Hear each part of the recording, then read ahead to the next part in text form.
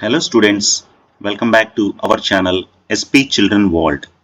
ఈరోజు మనము ఈ వీడియోలో 10th class Hindi new text book Sparsh నుంచి గద్యఖండ్లో సెకండ్ లెసన్ అయినటువంటి డైరీ కా ఏక్ పన్నా అంటే డైరీలోని ఒక పేజ్ 26 జనవరి 1931 రోజున డైరీలో ఏం రాశారు, ఏం జరిగింది ఆ రోజు అనేటువంటి దాని గురించి మనము తెలుసుకోబోతున్నాము.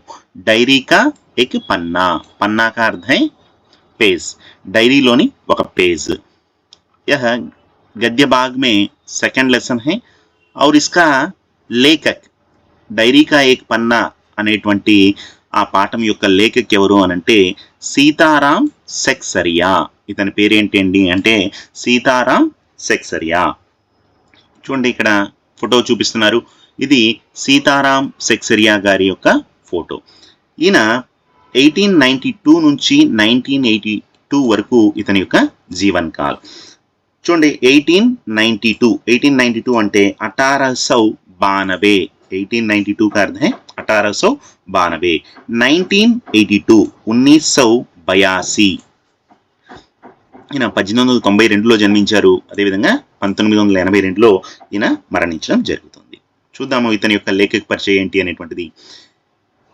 1892 में राजस्थान के नवलगढ़ में जन्मे सीताराम सेक्सरिया का अधिकांश जीवन कलकत्ता में बीता. కలకత్తా అంటే ఇప్పుడు కోల్కతా అంటున్నారు. 1892లో రాజస్థాన్లోని నవల్గఢ్ అనేటువంటి ప్రాంతంలో సీతారాం సెక్సరియా గారు జన్మించారు. అయితే అధికాంశ్ జీవన్, ఈయన ఎక్కువగా ఎక్కడ జీవించారు అని అంటే రాజస్థాన్లోని నవల్గఢ్లో జన్మించినా కూడా ఈయన కోల్కతాలో ఎక్కువ తన యొక్క జీవితాన్ని అక్కడ గడపడం జరిగింది. ఓకేనండి, ఈయన రాజస్థాన్లో జన్మించారు కానీ ఎక్కువ కాలము ఈయన కలకత్తాలో నివసించడం జరిగింది.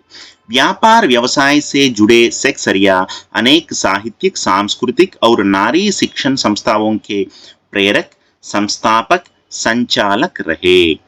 ఈయన వ్యాపారాన్ని తన యొక్క వృత్తిగా ఎంచుకొని ఉన్నటువంటి ఈ సీతారాం సెక్సరియా గారు అనేక రకాలైనటువంటి సాహిత్యక్ అంటే రచనలు, సాంస్కృతిక్ ఔర్ నారీ శిక్షణ, కల్చరల్ మరియు మహిళా శిక్షణ, మహిళలకు సంబంధించినటువంటి చదువుకు సంబంధించినటువంటి అనేక ఆర్గనైజేషన్స్ను, ఇన్స్టిట్యూషన్స్ను ఈయన ప్రేరక్ అర్థం మోటివేటర్గా వర్క్ చేయడం జరిగింది.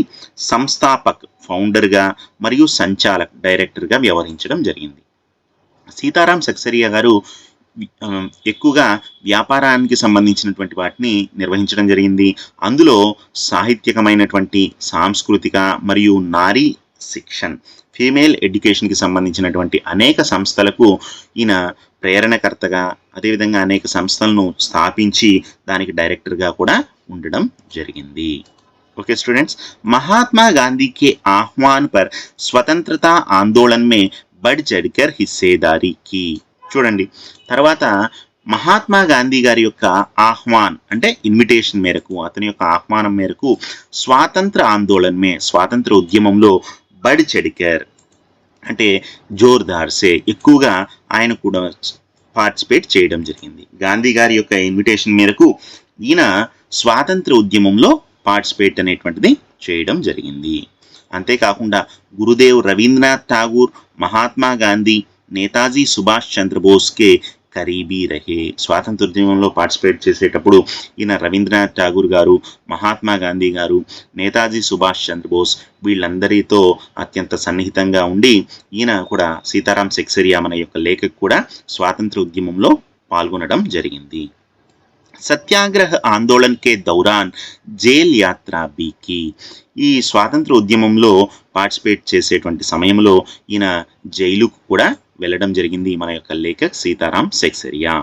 కుచ్ సాల్ తక్ ఆజాద్ హింద్ ఫౌజ్ కే మంత్రి బీ రహే. కొంతకాలము ఈయన ఆజాద్ హింద్ ఫౌజ్, నేతాజీ సుభాష్ చంద్రబోస్ గారు స్థాపించినటువంటి ఆజాద్ హింద్ ఫౌజ్కి మంత్రిగా కూడా వ్యవహరించడం జరిగింది. భారత్ సర్కార్నే ఉన్హే 1962 में పద్మశ్రీ సమ్మాన్ సే సమ్మానిత్ కియా. ఇండియన్ గవర్నమెంట్ ఈయనకు 1962లో పద్మశ్రీ పురస్కారంతో సన్మానించడం జరిగింది మన యొక్క లేఖక్ అయినటువంటి సీతారాం సెక్సరియా గారికి ఇండియన్ గవర్నమెంట్ 1962లో పద్మశ్రీ అవార్డు అనేటువంటిది ఇవ్వడం జరిగింది. ओके स्टूडेंट्स, नेक्स्ट చూడండి. సీతారాం సెక్సేరియాకు విద్యాలయీ శిక్ష పానే కా అవసర్ నహీ మిలా.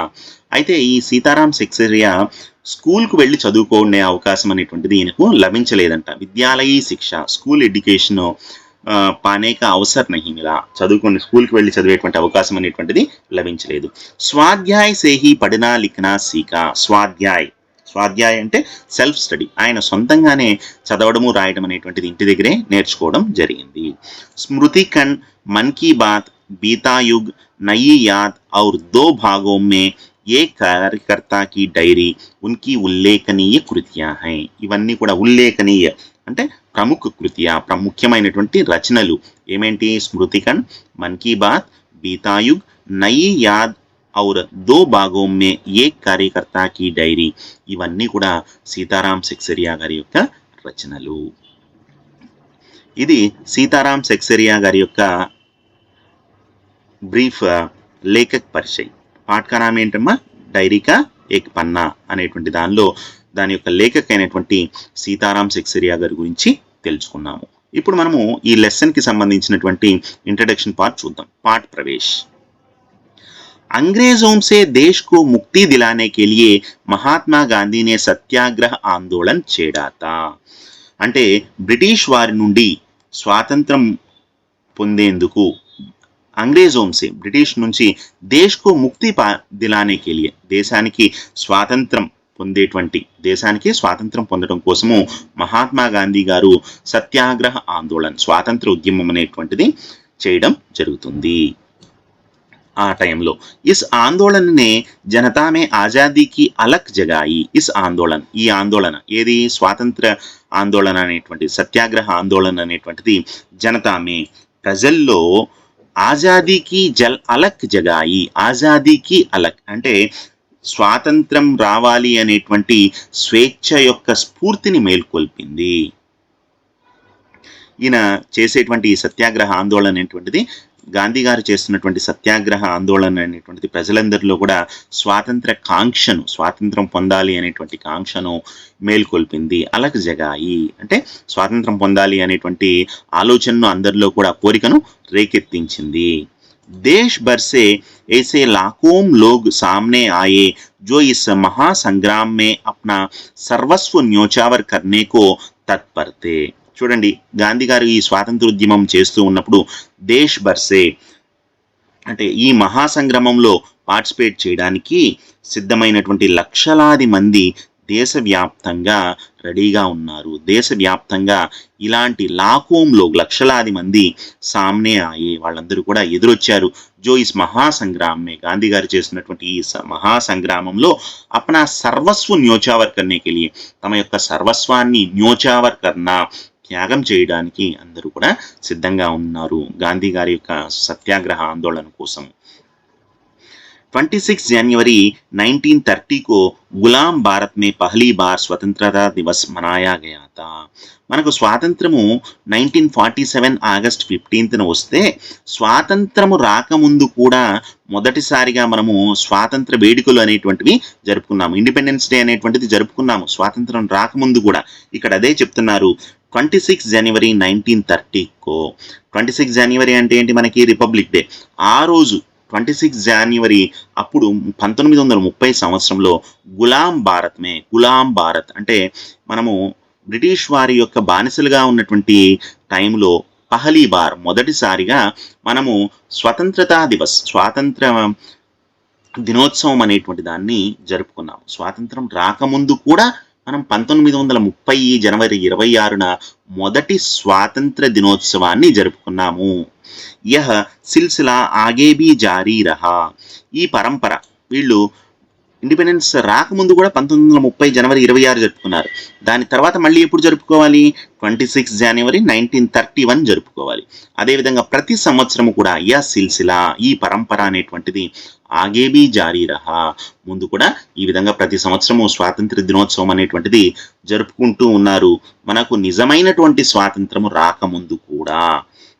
आज़ादी के 2.5 साल बाद 1950 में यही दिन हमारे अपने गणतंत्र के लागू होने का दिन भी बना.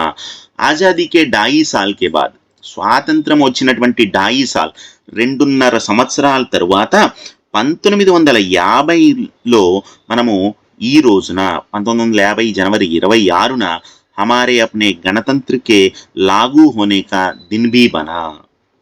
అంటే బానిస భారతదేశంలో మొదటిసారిగా 26 జనవరి 1950లో మన గణతంత్ర అమలు దినంగా కూడా మారింది. ఆజాదీకే 2.5 సాల్ బాద్, స్వాతంత్రం వచ్చినటువంటి 2.5 సంవత్సరాల తర్వాత 1950వ సంవత్సరంలో అదే రోజున, అదే జనవరి 26వ రోజున మన దేశాన్ని గణతంత్ర దేశముగా డిక్లేర్ చేయడం అనేటువంటిది జరిగింది. ఆ రోజు నుంచి 1950 జనవరి 26 నుంచి ప్రతిరోజు కూడా మనము రిపబ్లిక్ డే అనేటువంటిది జరుపుకుంటూ ఉన్నాము. సో స్టూడెంట్స్, ఇక్కడ ఫస్ట్ పేరాలో ఏం చెప్పాలనుకుంటున్నారు అనంటే, మహాత్మా గాంధీ గారు బ్రిటిష్ వారి నుంచి స్వాతంత్రం కోసము సత్యాగ్రహ ఆందోళన అనేటువంటిది చేస్తూ ఉన్నారు. ఈ ఆందోళనలో ప్రజలందరూ కూడా లక్షలాది మంది ఈ మా స్వాతంత్ర ఉద్యమంలో తమ యొక్క ప్రాణాలను కూడా త్యజించడానికి, త్యాగం చేయడానికి రెడీగా ఉన్నారు. మొట్టమొదటిసారి స్వాతంత్రం రాకముందు కూడా 1930 జనవరి 26వ తేదీన మొదటి స్వాతంత్ర దినోత్సవాన్ని జరుపుకోవడం అనేటువంటి జరిగింది. ఆ తరువాత కూడా ప్రతి సంవత్సరం కూడా స్వాతంత్ర దినోత్సవాన్ని జరుపుకుంటూ ఉన్నాము. తరువాత స్వాతంత్రం వచ్చినటువంటి 2.5 ఏళ్ల తరువాత 1950వ సంవత్సరంలో అదే జనవరి 26, 1950వ సంవత్సరం నుంచి మన దేశాన్ని రిపబ్లిక్ డేగా గుర్తించడం జరిగింది. ఆ రోజు నుంచి మళ్ళీ మనము రిపబ్లిక్ దినోత్సవం అనేటువంటిది జరుపుకుంటూ ఉన్నాము. देखिए यहाँ नेक्स्ट पैराग्राफ देखिए, प्रस्तुत पाठ के लेखक सीताराम सेक्सरिया आजादी की कामना करने वाले उन्हीं अनंत लोगों में से एक थे. ప్రస్తుత పాఠ కే లేఖక్, ప్రస్తుత పాఠము డైరీ కా ఏక్ పన్నా అనేటువంటి పాఠం యొక్క లేఖక్ సీతారాం సెక్సరియా గారు ఆజాదీకి కామనా కర్నే వాలే, స్వాతంత్రాన్ని కోరుకునేటువంటివి అనంతమైనటువంటి ఎన్నో లక్షల మంది ప్రజల్లో ఈయన కూడా ముఖ్యమైనటువంటి వ్యక్తి, ఒక ప్రముఖ వ్యక్తి. वह दिन प्रतिदिन जो भी देखते, सुनते और महसूस करते उसे अपनी निजी डायरी में दर्जा कर लेते थे. వహ్ అంటే ఎవరు ఇక్కడ? లేఖక్ సీతారాం సెక్సరియా గారు దిన్ ప్రతిదిన్, ప్రతిరోజు కూడా ఆయన ఏదైతే చూస్తున్నారో, ఏదైతే వింటున్నారో, ఏదైతే మెహసూస్ కర్తే హై, ఆయన ఏదైతే అనుభవిస్తూ ఉన్నారో, ఏదైతే ఫీల్ అవుతూ ఉన్నారో దానిని అపని నిజీ డైరీమే, వాటన్నింటినీ కూడా విన్నదాన్ని, చూసిన దాన్ని, ఆయన ఫీల్ అయినటువంటి ప్రతి విషయాన్ని కూడా తన యొక్క పర్సనల్ డైరీలో దర్జ్ కర్లేదైతే అంటే నోట్ చేస్తున్నారు, రికార్డ్ చేసుకుంటున్నారు, ప్రతి విషయాన్ని కూడా డైరీలో రాస్తున్నారు. యహ్ క్రమ్ కై వర్షోం తక్ చలా, ఈ విధంగా రాయటం అనేటువంటిది మన లేఖక్ సీతారాం సెక్సరియా తన డైరీలో రాస్తున్నారు. ఈ విధంగా చాలా సంవత్సరాలు కూడా ఈయన ఈ విధంగా రాయడం జరిగింది. ఇస్ పాఠ్ మే ఉన్కి డైరీ కా 26 జనవరి 1931 కా లేఖా జోకా హై. ఈ పాఠం డైరీ కా ఏక్ పన్నా అనేటువంటిది సీతారాం సెక్సరియా గారు రాసినటువంటి తన డైరీలోని 26 జనవరి 1931వ రోజుకు సంబంధించినటువంటి విషయం ఏదైతే ఉందో అదే ఈ రోజు మన యొక్క పాఠము. డైరీ కా ఏక్ పన్నా, చూడండి ఇక్కడ అదే ఇచ్చారు, డైరీ కా ఏక్ పన్నా 26 జనవరి 1931. ఇది ఈ డైరీ కా ఏక్ పన్నా, డైరీలో ఒక పేజీ. ఎవరి డైరీలో పేజీ ఇది?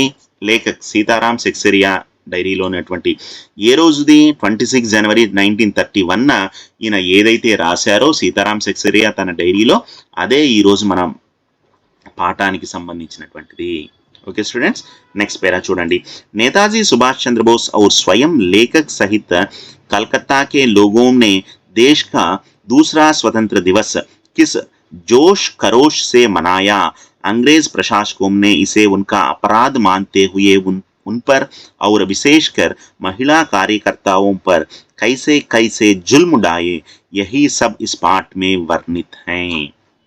చూడండి, ఇది ఈ డైరీ కా పన్నా అనేటువంటిది 26 జనవరి 1931లో సీతారాం సెక్సరియా గారు రాసినటువంటిది. నేతాజీ సుభాష్ చంద్రబోస్ ఔర్ స్వయం లేఖక్, ఆ రోజున నేతాజీ సుభాష్ చంద్రబోసు మరియు లేఖక్ సీతారాం సెక్సరియా మరియు కలకత్తాకే లోగోంనే, కలకత్తా ప్రజలందరూ కూడా దేశ్ కా దూసరా స్వతంత్ర దివస్, దేశం యొక్క 2వ స్వాతంత్ర దినోత్సవం అనేటువంటిది ఎందుకు ఇక్కడ రెండో స్వాతంత్ర దినోత్సవం అన్నారు?